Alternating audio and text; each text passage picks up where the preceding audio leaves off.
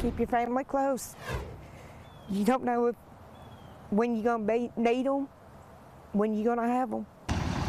Covering Blount County now, a fire has destroyed a family's home. It's less than 2 weeks before Christmas. The Blountsville Fire Department says a space heater started that fire. CBS 42's Amy Hybels spoke with a local battalion chief in Homewood about space heater safety after this family's loss. Amy? Well, the family lost just about everything they own in that fire, including 2 cats, and they tell us they don't want anyone else to have to go through this experience.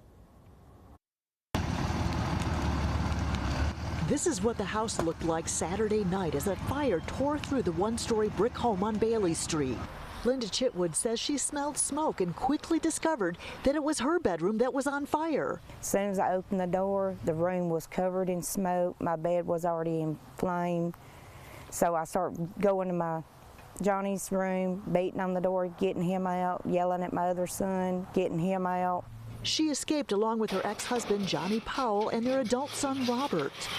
But this is all that remains of the home that's held so many memories for this family over more than 2 decades. Linda struggles to find the words. Disaster.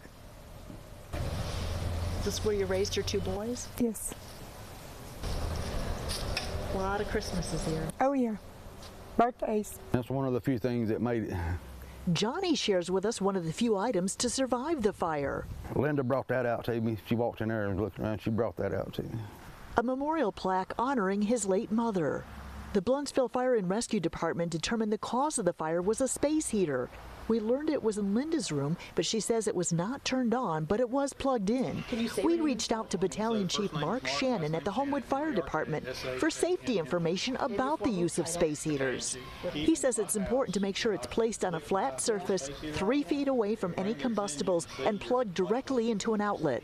The outlet that you have it plugged into, don't run anything else off that outlet because space heater pulls so much wattage that you don't want to overload that space heater. Shannon says when it's not in use, unplug it from the wall and make sure it's a UL listed space heater with a safety tip switch. So if it's running and a kid comes by or a pet comes by or just accidentally falls over, as soon as that switch disconnects, it automatically cuts the power off to it.